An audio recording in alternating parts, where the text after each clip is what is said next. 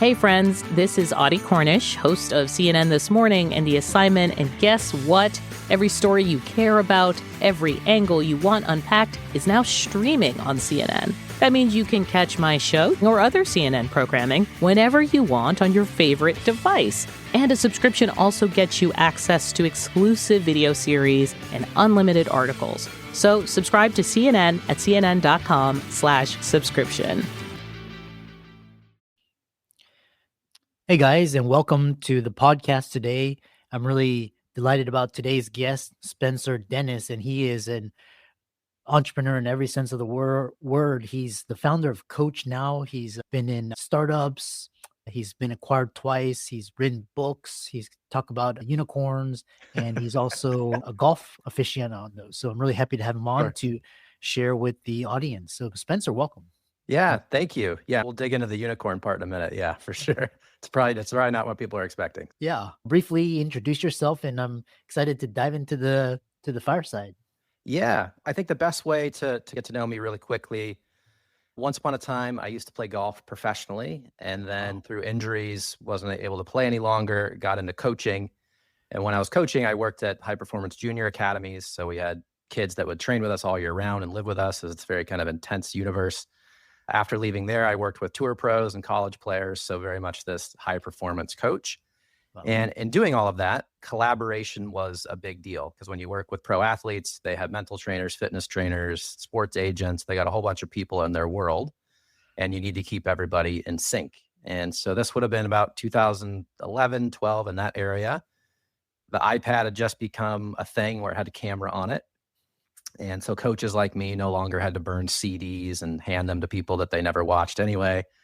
But with that cool invention of the iPad and the camera there, if I was coaching you, Christopher, it would be 20 or 30 emails I'd have to send you because I couldn't attach all the files to one email. And that just had a light bulb moment for me where I was burning out, stressing out, and thought, man, if I could figure out how to collaborate and share all this information with my athletes, then life would be pretty good. Because I was coaching 40 plus hours a week and then emailing, YouTubing, and a bunch of other things 30 or 40 hours a week. It was actually a pretty serious nightmare. So a couple of buddies of mine and I got together, built out some technology, raised some early capital from my golf students, of all people, and then got some customers eventually. And this is the very quick version now, raised some venture capital, got acquired for the first time in 2017. And that combined company got acquired again in 2024. CoachNow, the product that we built, #1 app in the world in the coaching space, covers 80 sports, 140 countries. And so I exited about 6 months ago after that long ride. Yeah.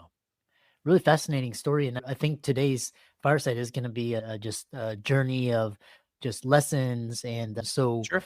And I know your book is, we'll talk about the book because you're promoting it right now. So one thing is talk about is just this idea of if you had to rebuild from or start from scratch and no network, no capital, how do you go from 0 to 1? Like a lot of startup founders, that's what they're wanting to do and struggling to get. Yeah. So since leaving CoachNow, I did write the book, but really what I'm doing now is coaching and consulting other startup companies. So I'm very much in the weeds of this exact question all of the time.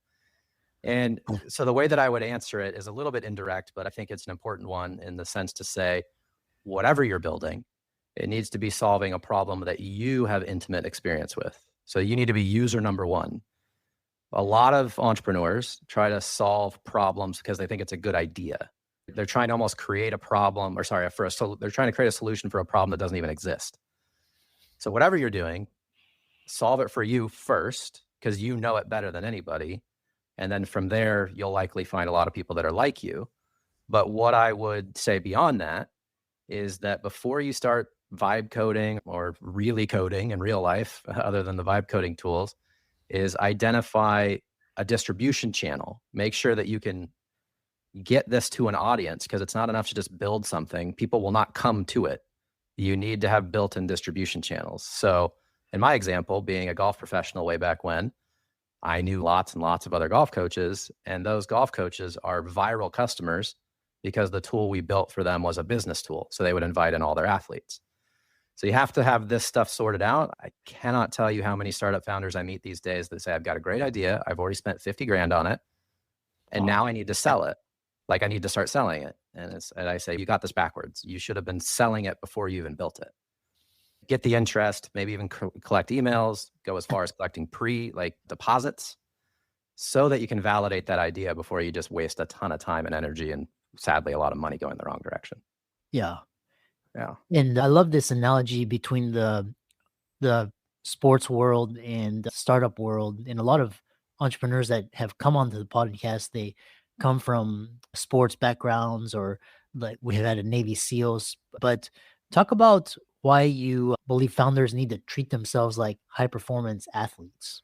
It's a great question. Thank you for asking that. Yeah. So I think over the years, right, when you think about startups, and when we're talking about technology startups, this is different than running a restaurant or something, but let's just think about startups. The story is you basically need to sleep under your desk, eat top ramen, sacrifice your entire life, raise venture capital at some crazy valuation that you can never recover from, eventually sell the company, and everything's going to be okay. 99% of the time, it's not okay. You end up as an entrepreneur just falling apart. So the analogy that I make is that if you are gritty and gutsy enough to take a leap and build something, you are likely a high-performing type of person, right? You've got a great idea and you're taking the steps. The Patriots, right, an NFL team, world champions for a long time, they would not recruit somebody out of college, spend $10, $15 million on them and say, good luck, we'll see you at the game, right? Why are we continually doing this to founders to essentially say, here's a check from a VC, good luck, we'll see you at the board meeting, you better be growing at hockey stick rates, and I'm not going to pay you anything to do that, and we're not going to give you any more resources, coaching, or support. So I'm a huge believer that anybody out there building companies needs coaching, they need fractional help, they need support, just like a pro athlete. So I'm beating that drum heavily to try to make sure that we don't just keep steamrolling all these great entrepreneurs out there. We actually support them. Yeah. And along the same lines of VC money, because I spent my summer out in San Francisco this year, and I've a lot of startup founders, they move out to San Francisco, and one in particular, their dream was to get into YC. That's like the thing. So Yeah, people, exactly. but it sounds exciting, but what are the traps that come on with taking venture capital? I think you could appreciate this, right? If you're starting a business, a large part of why you're starting the business is because you don't want a boss. How many people are leaving their current jobs and say, I'm going to be an entrepreneur? They don't say, I'm going to leave this job, be an entrepreneur, and then hire myself a boss, right? So the first thing that people don't realize is when you take on outside capital, institutional or otherwise, you now have a boss, right? They gave you a bunch of money, they've got a lot of opinions, and they want to see you at the next meeting to talk about all their opinions. So money does not come without strings, right? So money from a venture capitalist or any sort of investment does have its place, and it's great. But far too many entrepreneurs, startup folks, founders are using investment as permission, in the sense like, once I raise money, then I'll be able to do the thing I want to do. We're in 2025. The world is different. All the things I said previously about being user number one, validating your distribution. Now you have vibe coding and other ways to get an MVP spun out. You need to get on equal footing with the investors as quickly as possible, which means you need to be generating revenue as a business. The best way to validate your business is by having paying customers. So that when you do take on capital, if you do, it's fueling the fire, right? It's feeding the machine that's already working instead of just getting you off the ground. Because if it's just getting you off the ground, no VC is going to invest unless they take 30 to 40% of your company in that first round. So now you take on a few more bucks down the road because you're on the investment treadmill. By the end of it, you have a lot of bosses and no upside. So every deal that you make from day one with Y Combinator or others, you need to understand that is the first domino of many, right? What deal terms you set today will come back to bite you down the road. Wow. Yeah. Yeah. I know a lot of founders, they're excited just to get that first check. And it's really, and I love how you enlightened that. Next question I have for you is what I what I love is how you elucidate what post-acquisition life is, and isn't something most founders talk about, glamorize the IPO and Yeah, just people on a yacht or something. But right. what happens after the check clears emotionally, financially, operationally? Obviously, you've been there, so talk about that and what to be aware of. Totally. Yeah. So I've been through my own experiences. I've talked to dozens and dozens of founders of all different shapes and sizes, let's say. So the way I break it down is this, is that 1% of the time, the acquirer and the acquiree are high-fiving. Like, we love each other. This is working out great. The other split works like this way. The acquiring company messes it up so badly that they give it back to the founder and say, you deal with it. Or they mess it up so badly and the founder has already quit because they're so pissed off, right? I haven't met anybody. There's very rare people that are like, yes, I love this thing that just happened. So for all of us to be dreaming about acquisitions, the reason why a lot of us dream for that is you're hearing stories of people that sold their IP and they weren't hired on to continue, so they could just walk away. The majority of people that get acquired, the staff is so integral to the success of that company that they have to stay on as a part of the deal, which means they need to vest into more stock options to actually see an upside. So what people don't talk about is a lot of acquisitions are small amounts of cash, lots amount of new equity that you have to vest into. So often as a founder, you're on an infinite vesting schedule because you get acquired once. Then they take on private equity to recapitalize the company. Guess what? They just sold a bunch of the company. You didn't get any cash, but the company did. But now you get to vest into new options of this new company. So that's the story that most people are scared to tell, is that very rarely is there a lot of cash. Someday maybe, but once you sell the company, you might be in for another 5 to 10 years before you see any money. Wow. So just be aware of that, because all these deal structures are like kicking the can down the road. Yeah. Sounds like a cautionary tale of be careful of what you wish for, and be careful who you take money from. Another question I have for you is, what's interesting is you started with sports and tech. So how do you see the future of human tech, remote training, and how everybody learns? That's a great question. Yeah, I think I was just on an AI panel a couple weeks ago talking about this similar thing. So obviously AI is what everybody's talking about. I even wrote this in my book to say it is a bubble, it will burst. Because when I was out raising capital over the years, it was self-driving cars, VR, AR, crypto, blockchain, right? Every few years, it's everything. So I'm not discounting that AI is a big deal, but it will consolidate and there will be a few winners and most people will either go out of business or be swallowed up. So that said, in regards to high performance, especially athletics, I do not see the future NBA champion or Tani or Scotty Scheffler or somebody saying, thank you to my AI coach. This is why I won. Yeah. No matter what, AI in a performance sense will be there to augment the coaching relationship, hopefully inform it more, arm the player and the coach with more data that maybe they didn't have before. But it's still going to take the coach who's been there, done that, can manage the relationship, manage the personality of this person to actually get them to where they want to be. So at best, I think it's going to be very supportive. At worst, you're going to have way too many athletes thinking that their AI in their pocket can get them to be a pro athlete someday. It's not going to happen. Yeah. And along those lines, you referenced your book. What was the meaning, or what is the impetus behind the title? And what's the biggest thing repeating across the startup world? Yeah. Am I okay to curse on this, Sean? Yeah. The title? Okay.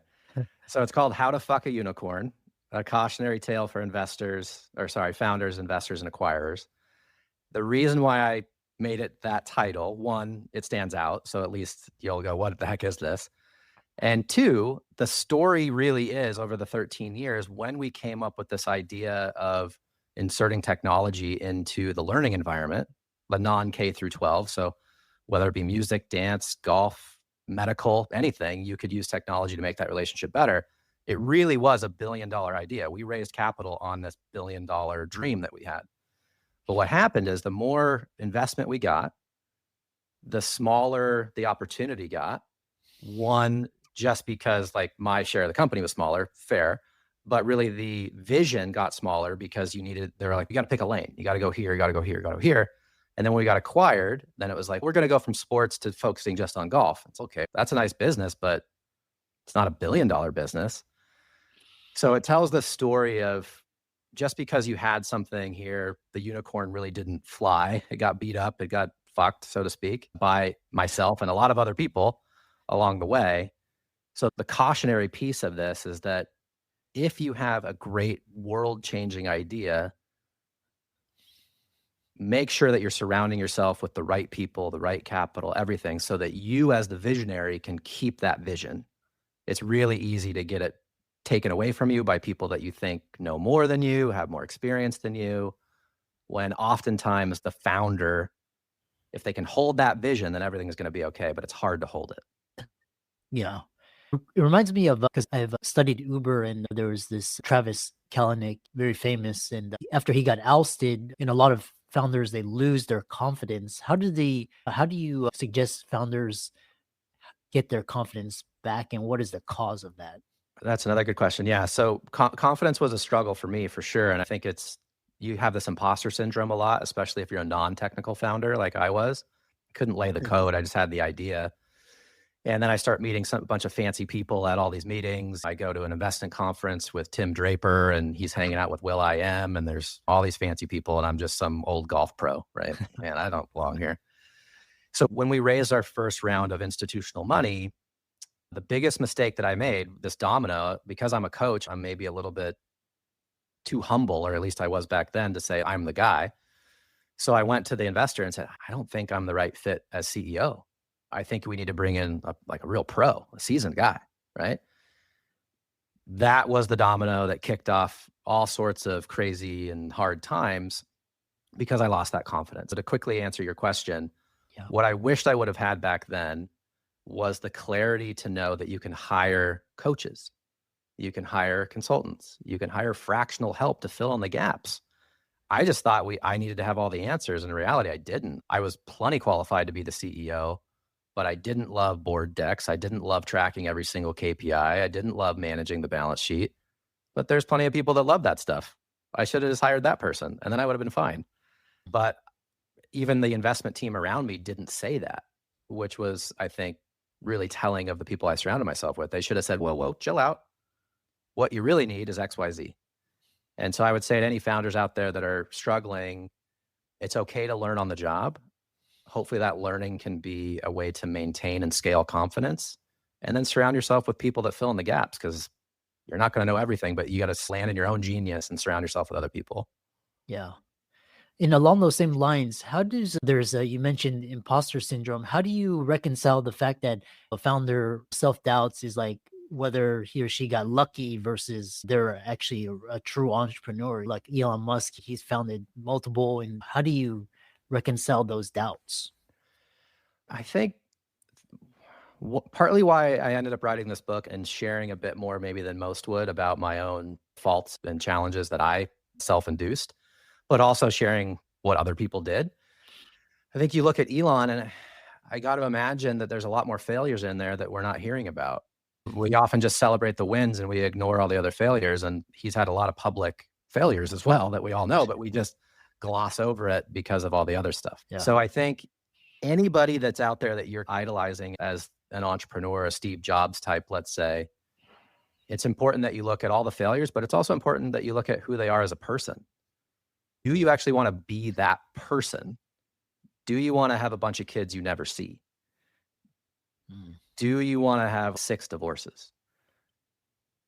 I don't. So I think it's important to set a North Star and have people that you look up to. But if you're measuring based only on their business success, I think you're really missing the whole picture. And so it's easy as a dad of 3, as I am, I have young children, one with special needs, to go, oh man, I should be accomplishing so much more. Why aren't I doing better in XYZ? And it's because I'm at home taking care of my kids. I drive them an hour and a half to school every day. I'm not waking up at all hours of the night just working. So from a founder standpoint, look at what you really want for your goals for your entire life, not just your business goals. And I'd say maybe the other thing is try, and this is very difficult, try not to attach your personal self-worth to how the business is doing. You know what I mean? Yeah, because that'll drag you down real quick. Yeah. So well said. And what a fantastic way to end the conversation. How can people connect with you, follow you, check out your book? That's So the book's on Amazon. It's an easy title to remember. I'll say it one more time, just the short version, but How to Fuck a Unicorn. You can't miss it. It's right there. The title and the picture is very like in your face. You'll see it. And then LinkedIn's probably the best place to connect with me. And I would encourage anybody, if you enjoyed this conversation, please reach out. That's just Spencer Dennis on LinkedIn. If you're watching this, you'll see a picture of a dude with a gray beard. So you'll find me. I appreciate you taking the time to give me a chance to share some stuff. Yeah. I really enjoyed this conversation, and I love the kind of the storyline, and I encourage all the listeners to check out Spencer's book. It'll be in the show notes, and thanks so much for coming on. Christopher, thanks for taking the time, man. I appreciate you.